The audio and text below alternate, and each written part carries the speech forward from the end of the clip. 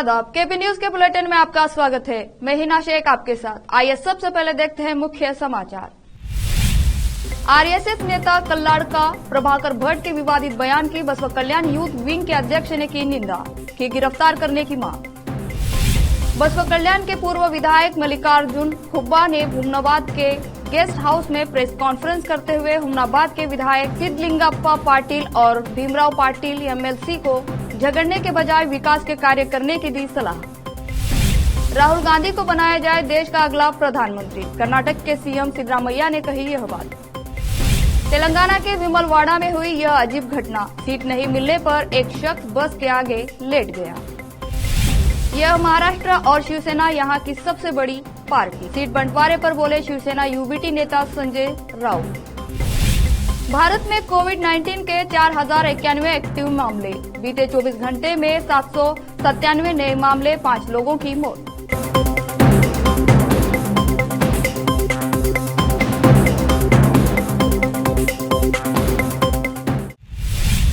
अब समाचार विस्तार से। पिछले दिनों आरएसएस नेता कल्लाड़का प्रभाकर भट्ट ने 3 तलाक पर एक विवादित बयान दिया था। दरअसल भट्ट ने कहा था कि मुस्लिम पुरुष 3 तलाक को अवैध घोषित करने वाले विधेयक को पारित करने के लिए केंद्र की भाजपा सरकार से नाखुश है।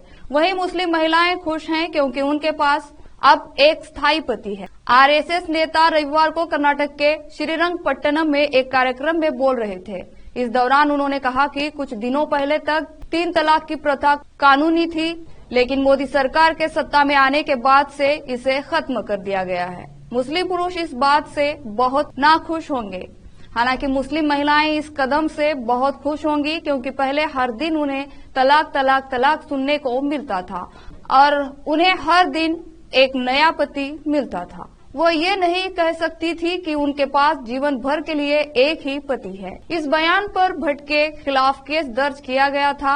आरएसएस नेता कल्लाड़का प्रभाकर भट्ट के महिलाओं को लेकर दिए गए इस विवादित बयान की निंदा करते हुए बसपा कल्याण के यूथ विंग के अध्यक्ष नवाज कुरैशी ने कल्लाड़का प्रभाकर भट्ट को जल्द से जल्द गिरफ्तार करने की सरकार से मांग की है। बसपा कल्याण से केपी न्यूज के संवाददाता समीर शेख की रिपोर्ट। ಹಾಗಾದ್ರೆ ತಲಾಕ್ ತಲಾಕ್ ತಲಾಕ್ ಹೇಳಿದ್ರಪ್ಪ, ಅದಕ್ಕೋಸ್ಕರ ಜೀವನ ಪೂರ್ತಿ ನನಗೆ ಒಬ್ಬ ಗಂಡ ಇದ್ದಾನೆ ಅಂತ ಹೇಳುವಂತ ಪರಿಸ್ಥಿತಿ ಇರಲಿಲ್ಲ. ನಿಮಗೆ ಒಂದು ಪರ್ಮನೆಂಟ್ ಗಂಡನನ್ನು ಕೊಟ್ಟದ್ದು ಮೋದಿ ಸರ್ಕಾರ, ನೆನಪಿಟ್ಕೊಂಡು. अस्सलाम वालेकुम, आदाब, नमस्ते। जो पिछले 2 दिन से एक वीडियो वायरल हो रही है, जो प्रभाकर भट्ट नामी शख्स ने जो मुस्लिम ख़वातीन के बारे में जो बात कहे हैं, बहुत ही गलत बात किया है। मैं चाहता हूं कि उसको जल्द से जल्द उसको अरेस्ट किया जाए और हम सरकार से हम नियुक्ति करते हैं, बेटी बचाओ बेटी पढ़ाओ बोलकर जो कहते हैं, मैं उनसे चाहता हूं कि उसके ऊपर जल्द से जल्द एक्शन किया जाए। और मैं जो कर्नाटक में जो कांग्रेस सरकार है और हमारे होम मिनिस्टर साहब से भी मैं कहना चाहता हूं कि उसको जल्द से जल्द अरेस्ट किया जाए। इस देश में जो ख़वातीन को जो देवी बोल के पूजा करते हैं, उस देश में इस तरह की बात करना, और हमारे कर्नाटक में जो महिला को जो औरतों को भी पूजा करते हैं, उस देश के अंदर ख़वातीन के बारे में इस तरह की बात करना, दिन में एक जो परमानेंट हस्बैंड नहीं है बोलकर जो बोला है, ये बहुत ही निंदनीय विषय है। इसको ना ही हिंदू एक्सेप्ट कर सकता है, ना ही मुसलमान एक्सेप्ट कर सकता है। इस तरह की बात करने वालों को समाज में रहने के लायक नहीं है। ऐसे लोगों, नालायक लोगों को समाज से दूर रखना चाहिए बोल के मैं कहते हुए मेरी 2 बात खत्म करता हूँ। जय हिंद। पिछले दिनों एक कार्यक्रम के दौरान हुमनाबाद के विधायक सिद्धलिंगप्पा पाटिल और भीमराव पाटिल एमएलसी के बीच फोटो को लेकर झगड़ा हुआ था। इस संबंध में बसपा कल्याण के पूर्व विधायक मल्लिकार्जुन खुब्बा ने हुमनाबाद के एक गेस्ट हाउस में प्रेस कॉन्फ्रेंस करते हुए कहा कि हुमनाबाद विधायक सिद्धलिंगप्पा पाटिल और भीमराव पाटिल एमएलसी से मैं अपील करता हूं कि हुमनाबाद क्षेत्र के विकास के लिए काम करे, न कि फोटो को लेकर झगड़ा करे। खुब्बा ने कहा कि आज ही मैं इन दोनों से मिलकर उन्हें यह सलाह दूंगा। हुमनाबाद से केपी न्यूज के संवाददाता मोहिउद्दीन लाठौरी की रिपोर्ट। आपको क्या लगता है सर, क्यों झगड़ा हुआ है? वो पूछेंगे, होता है। देखो, मैं भी एमएलए था, मेरे हाथ से भी ऐसे हो गए, लेकिन 25 साल में एमएलए बना, लेकिन इस तरीके के अनपार्लियामेंट्री वर्ड्स नहीं लगे। नहीं आए हमारे ये मुंह वर्ड से। क्यों है सर, क्या हुआ था वहाँ पे? अरे आपको मालूम, आप मीडिया वाले हुमनाबाद के हैं, आपको अच्छा मालूम रहता। हम तो बसवा कल्याण थोड़ा लंबे वाले हैं, अभी पूछेंगे। अभी देख रहे थे हम वीडियो में, एमएलसी साहब का फोटो नहीं आया बोल के बहस हो गई। पता है फोटो आपको नहीं क्या है। लगता है? देखो भीमराव पाटिल साहब के पास इतनी शक्ति है, सिद्धू पाटिल के पास इतनी शक्ति है, पूरी कर्नाटक में फोटो लगाना क्या, एक फोटो में क्या होने वाला है, पूरी कर्नाटक भर लगा सकते हैं दोनों भी। उसमें छोटी छोटी बात पे नको, ये हमारा रिक्वेस्ट करने के लिए है। माननीय राजशेखर पाटिल साहब भी हैं, मंत्री भी थे, एमएलए भी थे, मैं भी उनके साथ में था। उनके पिताजी भी मेघाजुद्दीन पटेल साहब को एक काम बोले तो उन्हों खुशी से करते थे, इन्हों उनको बोले तो उन्हों खुशी से करते थे। लेकिन इस तरीके का एक ही फैमिली में देखो पॉलिटिकल में दोनों मिलके ही, सिद्धू पाटिल भी काम करे सो हैं, इन्हों भी मिलके काम करे सो हैं, वो खुशी आगे भी आंदे, नया साल में खुशी में रहना बोल के हमारा विनंती। सर एसएसबी टीवी का ठीक है, आप जो है ना बार बार बसवा कल्याण की जिक्र कर रहे हैं, आप क्या बोलना चाहते हैं आप? बसवा कल्याण का कौन सा बसवा- अनुभव मंडप का? अनुभव मंडप के बारे में बात करना देखो चाह रहे मैं हैं। एक ही बोलूँगा, अनुभव मंडप का एक बड़ा शेम क्या है, तो क्या अनुभव मंडप की जो कमेटी रहती उसके अंदर ना एमएलए है, ना कोई मंत्री है, ना कोई एमपी है, तो इनका वैल्यू क्या हो गया? अनुभव मंडप का कमेटी के अंदर जो बिल्डिंग बना गए, अनुभव मंडप इम्प्लीमेंटेशन कमेटी, उसके अंदर किसी का नाम ही नहीं है। मैं ऑलरेडी खत भी लिखा हूँ, सभी को, पहले के मंत्री को भी लिखा हूँ, अभी भी। बीदर डिस्ट्रिक्ट में जब अनुभव मंडप बन गए, बीदर डिस्ट्रिक्ट के एमएलए का नाम नहीं है। और मैंने जो देखा हूँ मीडिया के अंदर आपका माध्यम से, कांग्रेस इतनी बड़ी पार्टी है, मंत्री है, उसमें बड़े बड़े अध्यक्ष हैं, बीजेपी में भी मंत्री हैं, अध्यक्ष हैं, कोई भी इसमें बीच में नहीं आ गए। दोनों मिलके एटलीस्ट बोल के समाधान करना चाहिए। तो आप ये बोलना चाह रहे हैं अपनी अपनी राजनीति की रोटी सीखने के लिए उन कर रहे हैं? नहीं, राजनीति रोटी नहीं, एकदम इश्यू बेस्ड आप सब्जेक्ट वाइज खेल करो। ये कहीं ना कहीं जोश में आके होश मत खो, आपको लोग देख रहे हैं, आपका आदर्श होना, जैसा बाबा साहब का जो मूर्ति बिठाते, महात्मा बसवेश्वर जी का मूर्ति बिठाते, स्वामी विवेकानंद का किताब पढ़ते। अरे मैं एक एग्जांपल लेना चाहता हूँ आपको, मैं 25 साल का एमएलए था, मेरे को देख के 250 लीडर बने बसवा कल्याण में, छोटे छोटे तालुका पंचायत, जिला पंचायत। कर्नाटक के मुख्यमंत्री सिद्धरामैया ने गुरुवार को कहा कि वरिष्ठ कांग्रेस नेता राहुल गांधी को देश का प्रधानमंत्री बनना चाहिए। उनका बयान तब आया है जब भारतीय गुट के भीतर कुछ लोगों ने कांग्रेस अध्यक्ष मल्लिकार्जुन खड़गे को 2024 के लोकसभा चुनाव के लिए गठबंधन का प्रधानमंत्री पद का चेहरा बनाने की वकालत की है। सिद्धरामैया ने कहा, केवल कांग्रेस पार्टी में ही इस देश की समस्याओं का समाधान करने की ताकत है। इसके लिए राहुल गांधी को देश का प्रधानमंत्री बनना चाहिए। यहां कांग्रेस के 139वें स्थापना दिवस समारोह को संबोधित करते हुए उन्होंने कहा, देश में किसी भी भारत जोड़ो यात्रा जैसे कुछ नहीं किया है। अब राहुल गांधी भारत जोड़ो यात्रा का दूसरा संस्करण यात्रा ले रहे हैं। ऐसा इसलिए है क्योंकि देश में सभी को न्याय नहीं मिलता है।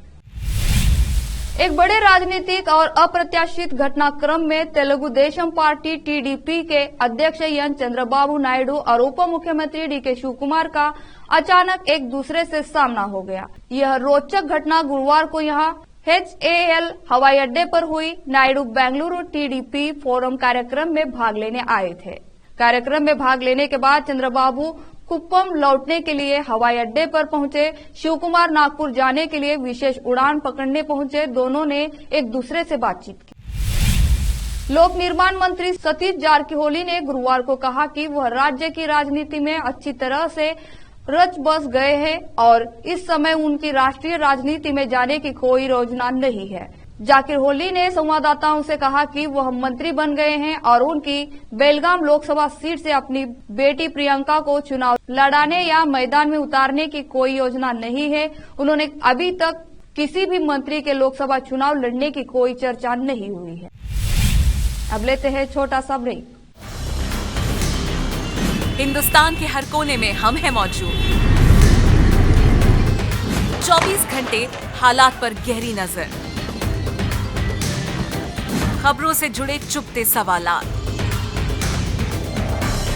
और आपको दिखाता है धार्मिक, सामाजिक, राजनीतिक लोकल और इंटरनेशनल न्यूज की सबसे बेहतर कवरेज,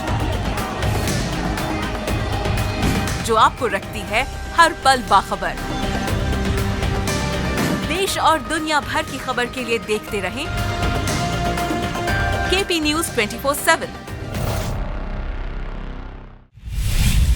ब्रेक के बाद आपका स्वागत है।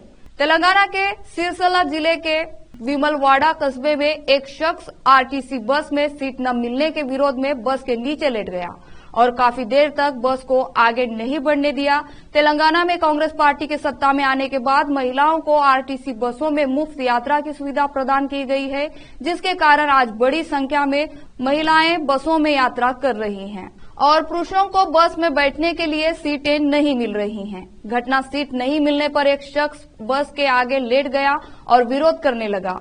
बाद में कुछ महिलाओं ने उन्हें अपनी सीट की पेशकश की, जिसके बाद उस व्यक्ति ने धरना समाप्त कर दिया।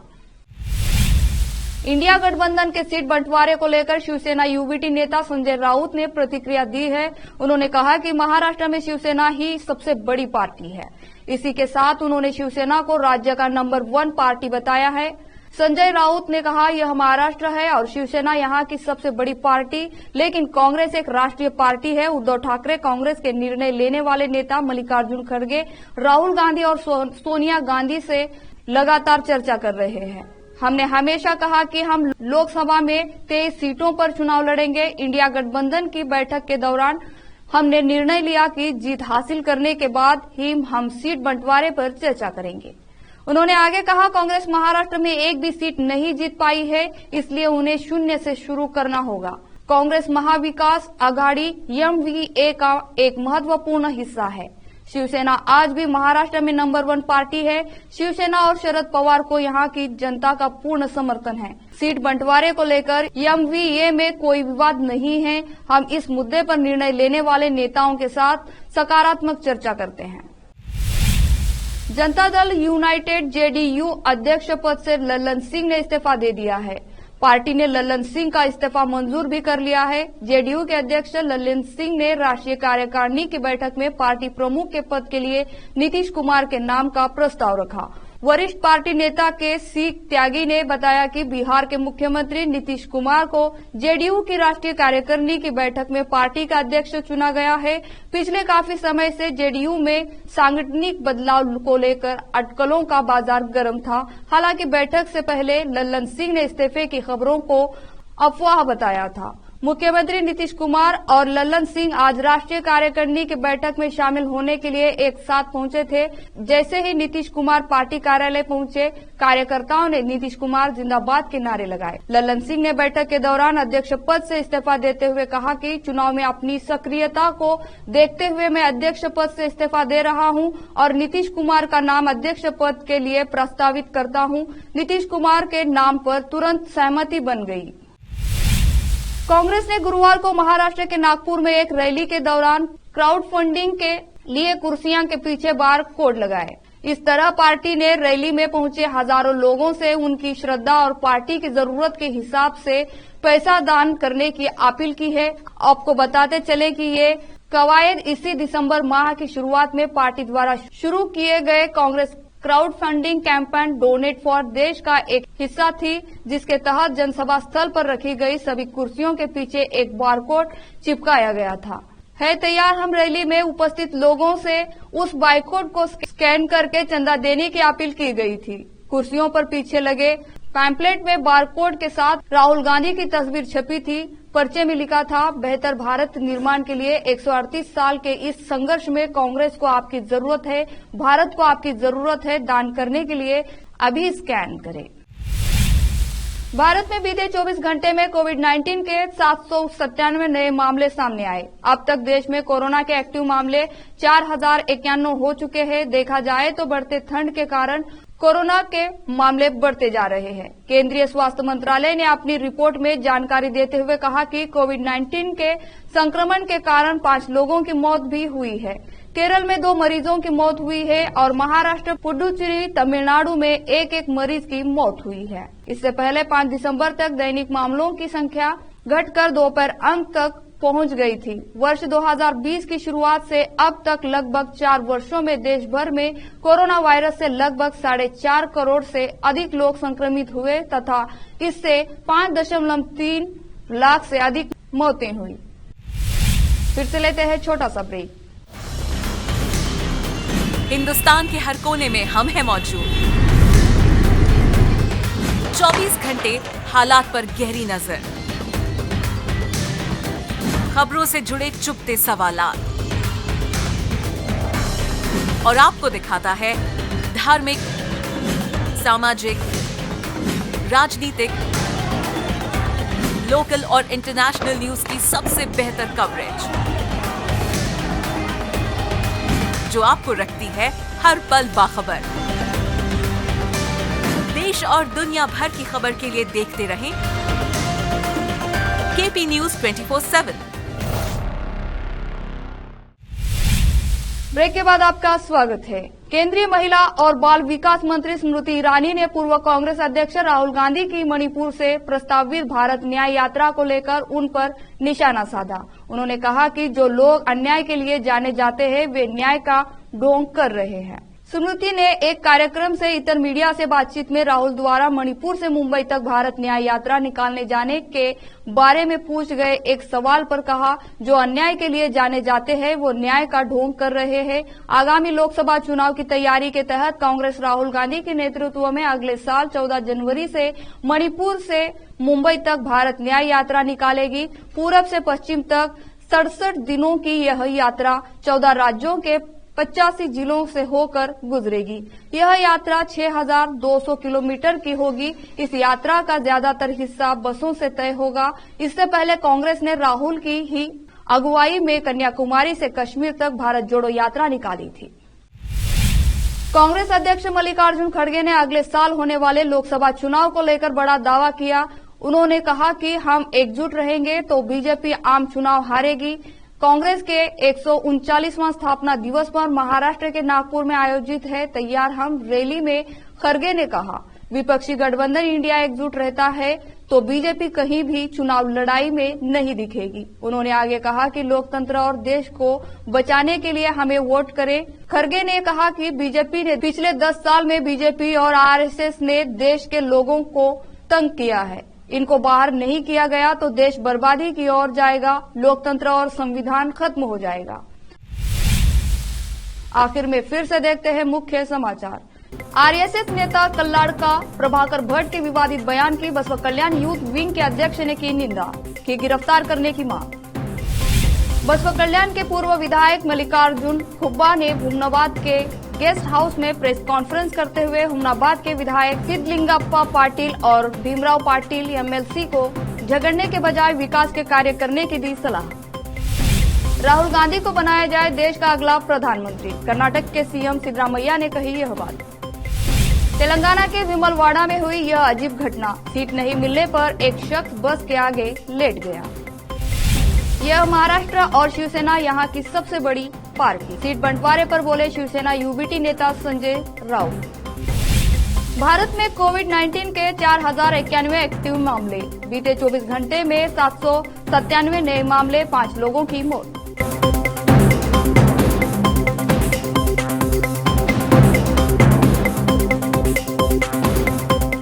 केपी न्यूज के बुलेटिन में आज इतना ही। देश और प्रदेश के समाचारों के लिए देखते रहिए आपका अपना चैनल केपी न्यूज 24/7। धन्यवाद।